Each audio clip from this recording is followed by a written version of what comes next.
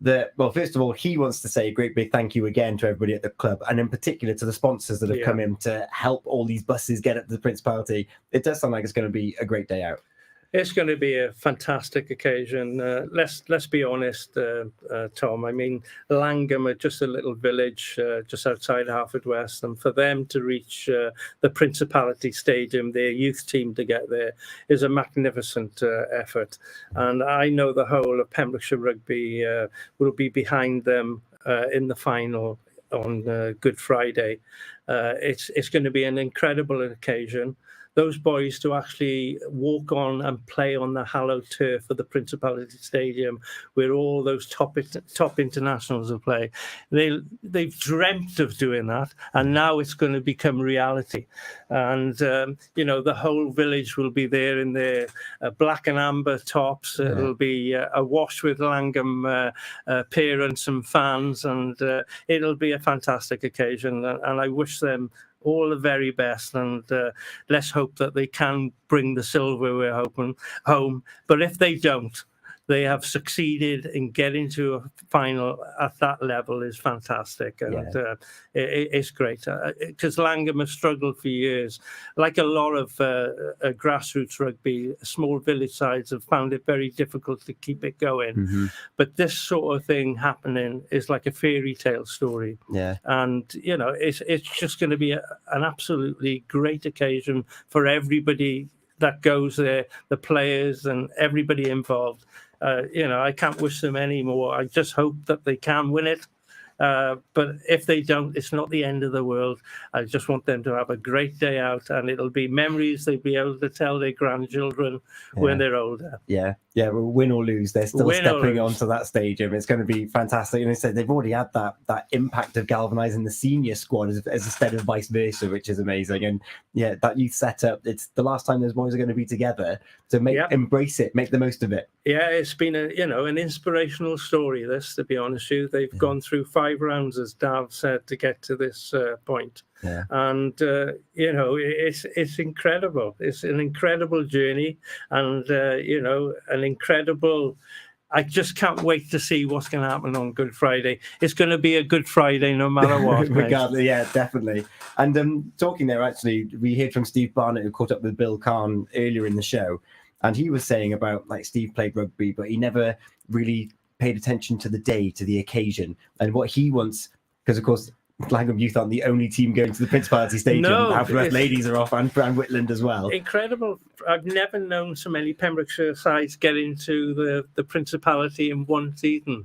Fair play to Sue Davis and Whitland. They've got there as well, and I wish them all the best.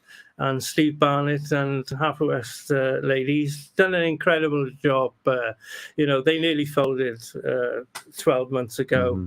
A lot of their players have retired. They did a new recruitment hoping they could get some girls in, and I don't think anybody envisaged them to do what they've done this season to get to the final at the Principality. So I wish both those women's sides all the very best for the finals this coming Saturday. I think it is. Yes, it is. Yeah. April the 1st, yeah. So I wish them both all the best, and let's hope that they can bring a bit of silverware back as well. Back to Pembrokeshire. To Pembrokeshire. It's such a fantastic advert for the quality and the calibre of women's rugby here. And of course, we've had the inclusion of St David's now got a women's team as well. There's more opportunities. It seems to be growing, doesn't it? Since the WRU have given contracts to the national game, it seems to have brought a lot more interest as well, and so it should do as well, because women have every right to be out there playing rugby on a Saturday afternoon, or whatever afternoon they play is Sunday, I believe. No, it's really great, and it's great to see people out there enjoying and socialising. That's what it's all about. Yeah, and of course, Haverfordwest, I think prop Jana Neumann is going to be in the Principality. Well, his sister is one of those contracted players for the Welsh women's squad. Yeah, we're playing in the Cardiff Arms Park just this weekend in the Women's Six Nations with an emphatic victory. Yeah, brilliant. She was one of 3 Pembrokeshire girls involved in that. Sinead Harris was on the bench, and the girl Knight was at the back as playing fullback. Yeah. So to beat Ireland 31-5. I mean, it was only a couple of years we were sitting here, and Wales was struggling to get a win. Yeah. Now, that's an emphatic win against Ireland. Yeah. 31 points to 5. It's really good. It tells you that those contracts and playing full-time rugby, those girls have learnt a lot. Eoin Cunningham's got a lot to have praise for being the coach. He's done a great job, and long may it continue as well, you know, and any of the Whitland or Haverfordwest girls will have opportunities to play national if they, you know, if you're good enough, they'll have a look at you. Yeah, and they are looking for different regions as well, which is great. And I remember Jazz Joyce was a big proponent of why aren't we contracted? Like I'm having to go to schools and not train. I'm not the best I am because I haven't got a contract. And this it just takes that pressure off. It wasn't a level playing field for the girls, to be honest with you, Tom. I mean, they were playing against teams that were fully professional. And then when you've got to work and fit in everything else and try and play rugby, it's just not a balance. No. So, you know, I'll give the WR on the back for Nigel Walker for sorting out the contracts. It's definitely made a huge improvement on the Welsh women's game. Mm-hmm. And as I say, they can go from strength to strength from here. Yeah. But the grassroots rugby is looking good with the women's game. And, you know, things are getting bigger and brighter. They are. And of course, it was only a couple of weeks ago that Wales women were playing specific development matches of players that weren't contracted.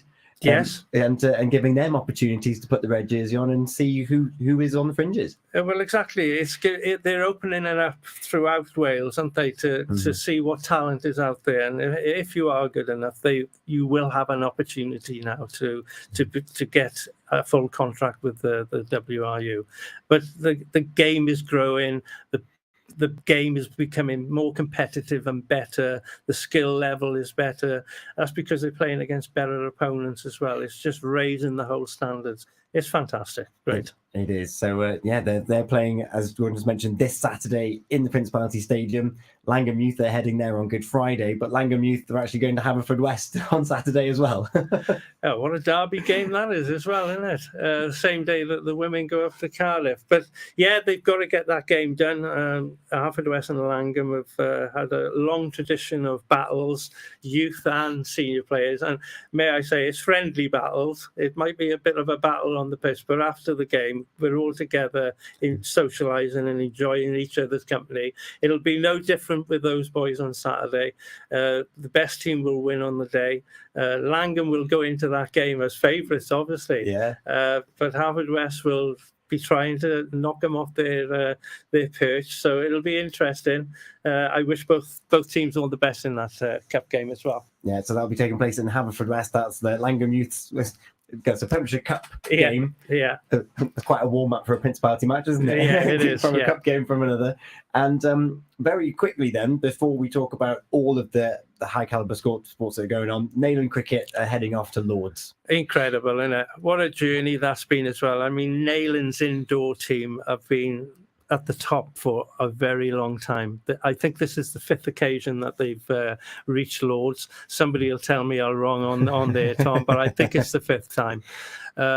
They're a great advert for Pembrokeshire cricket. Neyland have been, at the top of their game for a long time, and they've gone through a lot of regional sections winning to get to Lords. So it would be nice to see Neyland actually bring that trophy home. That's the only thing they haven't done as yet. They haven't actually won it. No pressure, boys. Just go out there, enjoy it. Yeah. Your talent will come through and hopefully shine through. And then on next week, we'll be talking about a Neyland team who won at Lords. That would be great, wouldn't it? Who won it? That would be amazing. And of course, there were slight changes made in this indoor season to replicate the rules that they play at Lords as well. So they're more familiar with the setup because, of course, they used to play slightly different indoor rules here, and then they were doing these sort of competitions. Okay. But Neyland can adapt to anything. There's not a problem. Whatever the game, they'll be up for it. They'll be up for it. Yeah, all the best to them. And as I said, let's wish them all the best for the competition, and let's hope that they can bring home the silverware. That would be some story. That would be. And then just quickly then, before we finish, Are you going to both the matches at the Oggy Bridge Meadow? Yes, I'll be there on Wednesday evening and Thursday evening, covering it for pembrokeshiresport.co.uk with Mr. Bill Kahn as well. We'll both be there, and we are impartial. We wish everybody all the best. Yeah, the clocks have changed. It's going to be a lovely evening. The sun's going to be setting at about 7:45, and you can. I don't know what forecast you've been looking at, Tom. It's going to be raining, mate. But at least it'll be light. It'll be lighter. Yeah. It's going to be fantastic. For all of those Pembrokeshire clubs, they're going to be on the Bridge Meadow, and of course the West Wales, the winner of that West Wales match, cup match on the Thursday. Yeah. Their next fixture is going to be at the Swansea.com. Correct. It's all at the final. Keight got there in 2019. The last time that Hakin reached the final was in the early noughts, and Gary Dawes was actually captain then, and it was played on the Vetch Field before Swansea.com. Wow. I remember going there. So, yes, I'm sure Hakin would want to get to Swansea.com as well. They will want to. They've been such a prolific force of nature in the Manderwood League that they would want to get there. Oh, definitely. I mean, they've done well in cup competitions this season. The FAW Trophy and the Welsh Cup, they've reached like the quarterfinal stages of that. So Keight are no mug's mind. Kerry Brace and his boys will be hoping to upset the form book.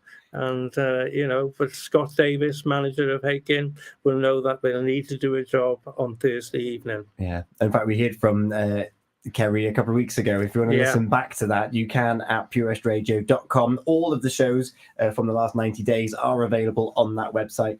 And if you've got some sports fixtures for us, then please do let us know. Email studio@purewestradio.com or sport@purewestradio.com. We want to know what you're getting up to. But as we've been saying all throughout the show, good luck to all of these finalists, because you are flying the Pembrokeshire flag very, very well indeed. Thank you, Gordon, for your time this evening. Cheers, Tom. We did have Fraser with us, but he's 25 degrees where he is. Exactly. I don't blame him one bit. He's on holiday mode, mate. He's on holiday. Coming up next, we've got Chris Pitchford with Solid Gold Sounds. We've been the Pure Sports Show with Eden Evans and Maurice Listers. I'm excited for all the results next week. Yeah, too right.